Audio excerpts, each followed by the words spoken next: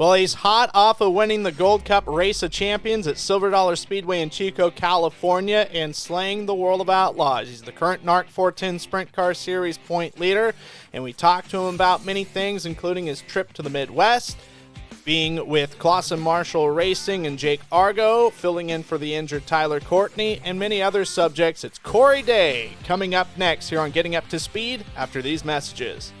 Dave's Home Supply specializes in cabinets, flooring, and countertops. Visit their website at daveshomesupply.com to look at products, services, financing, and even a free estimate. Are you looking for bookkeeping, payroll, or income tax services? Then check out the folks at For You Simple Bookkeeping. They are a licensed tax preparer throughout the entire United States. For more information, click on the link in the description. This broadcast is brought to you by Meat Freaks Jerky Club. Get the best jerky the world has to offer straight to your door by visiting meatfreaksjerkyclub.com. Pick your box and plan, tell them where to ship, and receive and enjoy. Log on to meatfreaksjerky.com and use promo code SPEED. Oh, coming off the big win, the Gold Cup Race of Champions last Saturday. He's the current NARC 410 Sprint Car Series point leader and one of the hottest drivers in the entire country. Out of Clovis, California, driving the famed Jason Meyers Racing, number 14, Corey Day. Corey, you're a couple days removed of winning the big race at Silver Dollar Speedway, the Gold Cup Race of Champions. Is it all sunk in finally, or are you still just on cloud nine? Yeah, it's kind of sunk in. It sunk in, like, honestly, last night. Just thinking about it, and the Cali Dirt video came out today, and got to watch that, and it all just kind of came to me. It's just, I don't know, it was real. I'm an outlaw winner, so it's pretty crazy. It's something I've dreamed about for all my life, and like I said, I was just really happy I could get it at Chico. That was like, that place has always been really, really good to me, and I was really excited. Gold Cup's just such a famous event. When you think of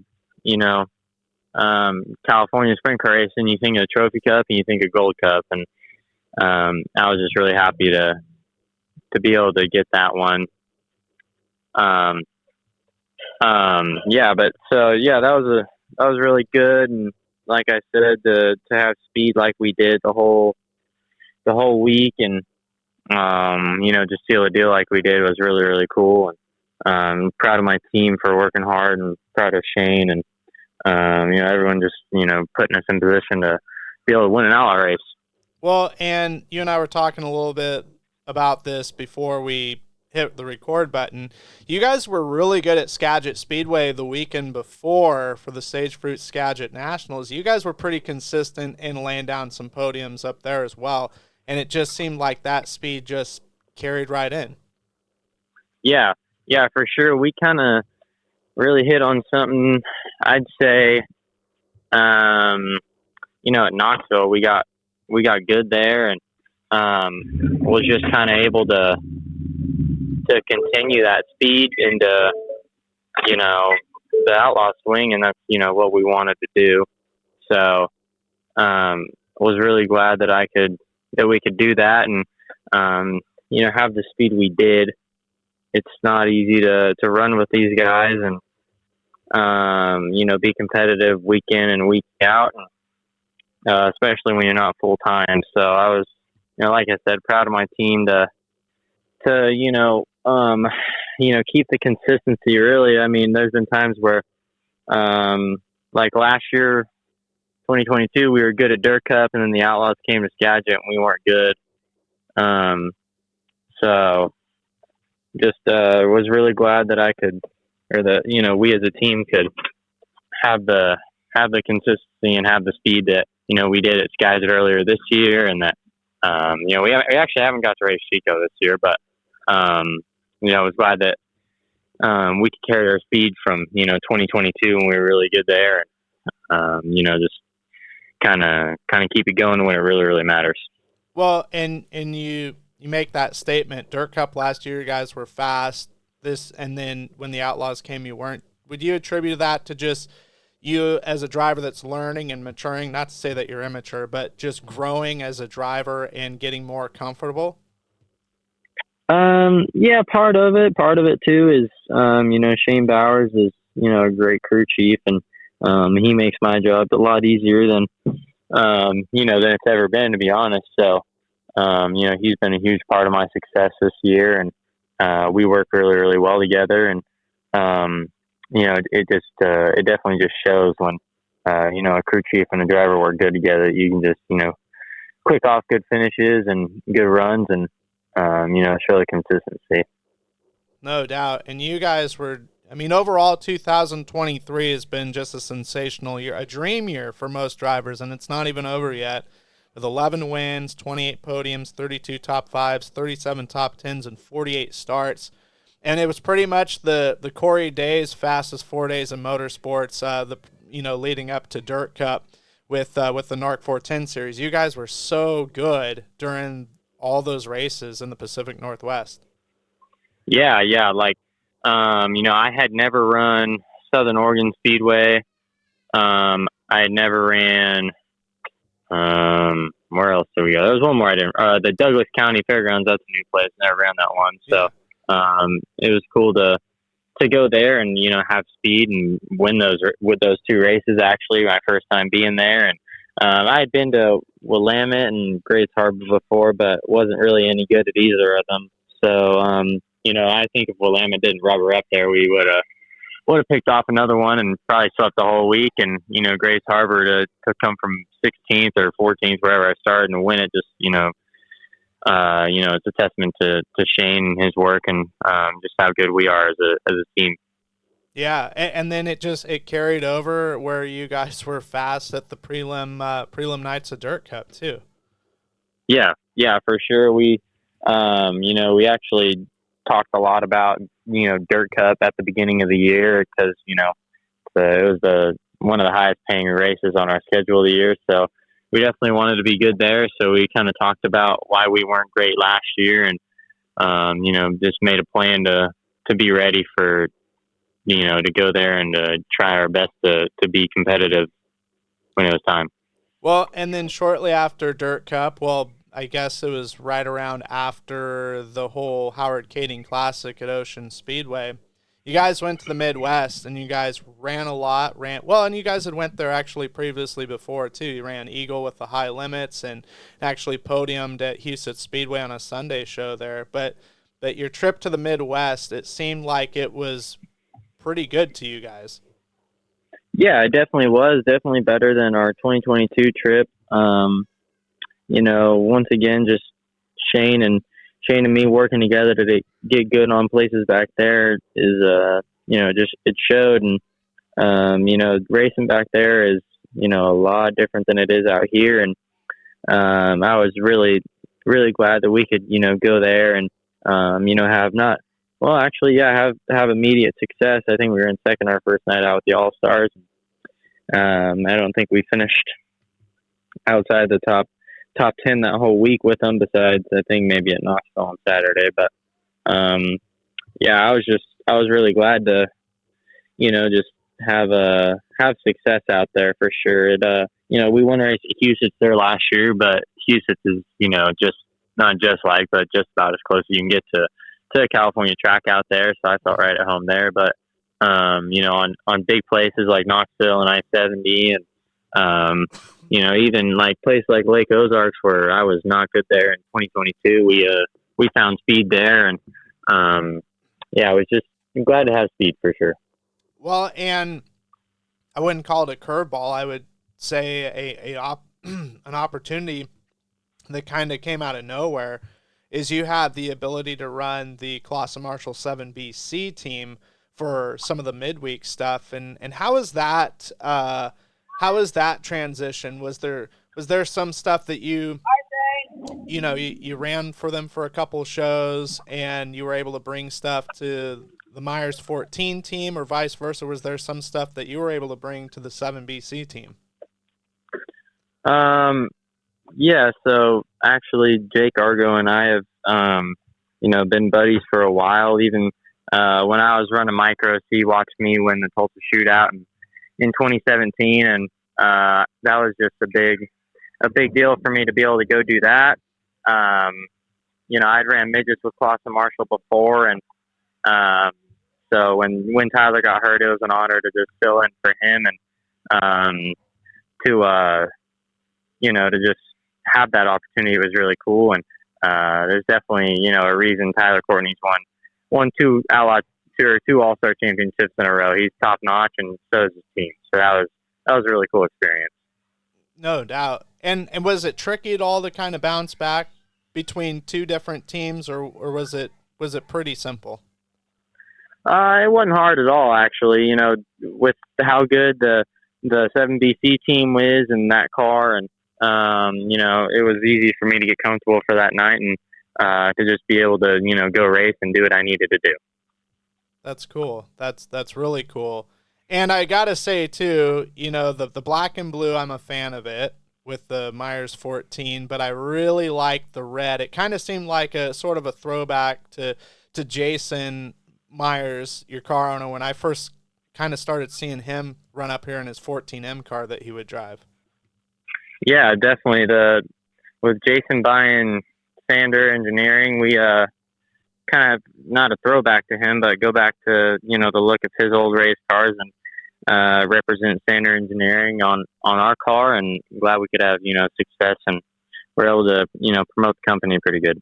Well, and it's kind of cool too when you think about this pairing with you and Jason is kind of sort of you and your dad, or him and your dad were kind of sort of teammates there for a while on the with the West Coast operation. Your dad drove the number one car, and Jason was pretty much with the Outlaws full time in that part in the 14. Yeah, definitely. Jason and my dad were teammates, like you said, and I don't know exact years, but they were teammates for I think 5 or 6 years for sure. So it's cool to like I said in my interview on Saturday night. HP, Preston, Jason, Eddie. I mean, those guys all, not Jason, but HP, Preston, and Eddie worked for were the crew on my dad's car when he was a teammate with Jason. So they've known me since I was first born, and they're basically my uncles. So to get these guys an Outlaw win, after 10 years or however long it's been, is it's really special to me. It's super cool. A really full circle moment when you think about it. And exactly how did that phone call go with your, Jason Meyers going to have a team and you're going to be driving for him? Yeah, so I mean, it's kind of always been in the works. Jason's always kept race cars. So ever since when I started racing in 2016, it was always kind of joked about and talked about that. One day I'd drive their sprint car, and then I actually started to have some success in the micro, and it kind of, the joke kind of became a reality. And Jason was actually always a part of my micro career, and everything I did before I raced sprint cars. So he's always been there helping me and driving and coaching me and sponsoring us. Jason's always been there. So my dad actually got the phone call. I didn't get the phone call, but it's always been it was always kind of in the works before it really happened, but it wasn't really for sure. It was just kind of joked about. So but it was definitely one of the best moments of my life when I got told that. Well, and just judging by your guys' relationship and the way you interact, he seems like an ideal car owner. He's not high-strung or super demanding. That you guys have a great relationship, which is definitely a very good thing. Yeah, for sure. Jason's like I said, he's like an uncle to me. He, he's never really hard on me. Just wants me to succeed, and he'll do whatever he can to help me do that. And I appreciate him greatly. Well, 2023, it's hard to believe. It just seemed like it just started, but it's starting to wrap up. But for the state of California, there's lots of big events coming up. We've got Trophy Cup. The NARC 410 series is going to be opening up. The Maury Williams Memorial, that's you're the defending overall champion of that event. And, the Tarleton Classic, the Outlaws are still in California, and the race at Placerville. What are some events that you personally are looking forward to, or that you guys have on the schedule that might be elsewhere outside of the region? Yeah, so we're actually staying home the rest of the year. We've had our Midwest swing and for this year, and I want to wrap up the NARC championship. That was the team's goal at the beginning of the year was to run for a championship and to win it. So just gonna try and wrap that deal up, and of course I got the Outlaw race at Hanford circled on my schedule. That one's been circled since the beginning of the year. We have a really good race car at Hanford, and I feel I get around that place really well. So I'm really excited to get to Hanford this Friday and to do that, and then also Trophy Cup. Trophy Cup's been probably at the top of my list to win ever since I first started going to races with my dad, because he won the first ever one, and so it's always been a dream of mine to put my name on that list with his. So I was fourth my first year, and I was second last year. So hoping this year we can get that one done. Nice. And King Speedway, it seems like you have just such a natural knack for that joint. I mean, you've won there 4 times already this year, twice in a 410 and 2 times in a 360. You actually finished second in the non-wing, non-point NARC portion on April 8th too. I mean, what is it about that place? It's just a unique racetrack that you can carry a lot of speed. What is it with that place that you just seem to find so much success? Yeah, that place. I feel I've tried to figure it out. Like, everyone always asks me that question, and the conclusion I've kind of came to is that place kind of rewards whoever can run it the hardest. And I feel that I can always run that place harder than a lot of people, and I feel that's one of the main reasons we have such success there. Well, and it just seems like the way. And I could be missing something. I'm not the smartest person in the world, but you in turn 3, when you have just your entry speed going into the third corner, is just phenomenal. That just stands out in my mind of a place of the racetrack in which you kind of stand out. Yeah, I feel like running, like I said, running it, whoever can run it the hardest is, usually who wins there. And, I definitely have figured out how to run, as hard as possible into turn 3 for sure. Well, and we mentioned this year's starting to wrap up. 2024, is there anything on the table that you guys have circled already, kind of gotten ahead of in that department, or is that's still murky and gray? We really don't have anything right now. I still got to finish high school, and that kind of puts me out of doing really anything up until June when I graduate. So I don't know. We'll have to see what goes on this off season with the race cars and not race cars, but race series, and what goes on there. So we'll just have to see what happens, and then we'll figure out our plans. Well, and that was something else I was going to ask you is, you're a high school kid. It's so hard to believe that you're so young. What was it like basically Monday? And I mean, was there a little bit celebrity status, paparazzi in the hallways, or was it just kind of business as usual?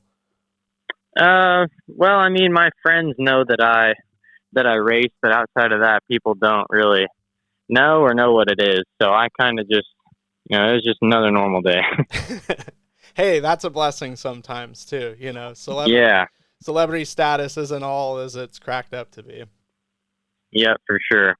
But yeah, and you got to be really happy that some of the stuff in the Central Valley is really starting to heat up, because from this weekend till basically Trophy Cup, there's a race in the Central Valley pretty much every weekend.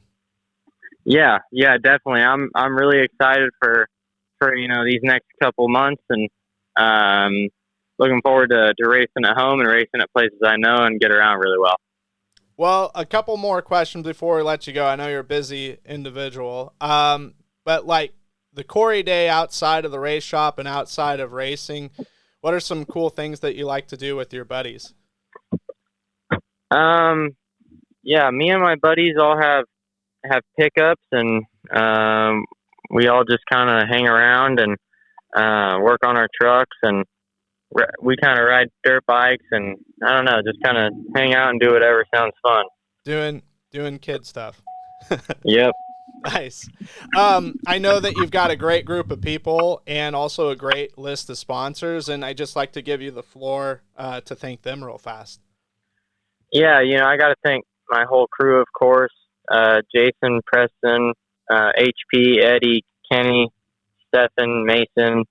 All those guys work really, really hard to ensure that I got a good and fast, or a good put together and a fast race car every time I go out on the track. And I appreciate them for that. And I got to thank Sander Engineering, Phil Durst, Autry Plumbing, Four Seas Construction, Myers Constructors, All Star Performance, Factory Cane, Charlie Garrett, FK Rod Ends, Smith Titanium, K1 Race Gear, Arai Helmets, System 1, Bandy and Associates, S&J Lumber, just everyone on the 14 that believes in me and works hard to let me go racing. And for people that want to maybe pick up merchandise or look at updates or your schedule or results, what's the best way for them to? Do you have a social media page or a website that is the best way folks can look that up? Yeah, so I don't have a website yet. I'll have one soon, but my Instagram is just Corey_Day_. My Twitter is the same. I'm not too active on Facebook, but you can find most updates of my racing on there. And then my T-shirts are sold at OneFastT /Corey Day.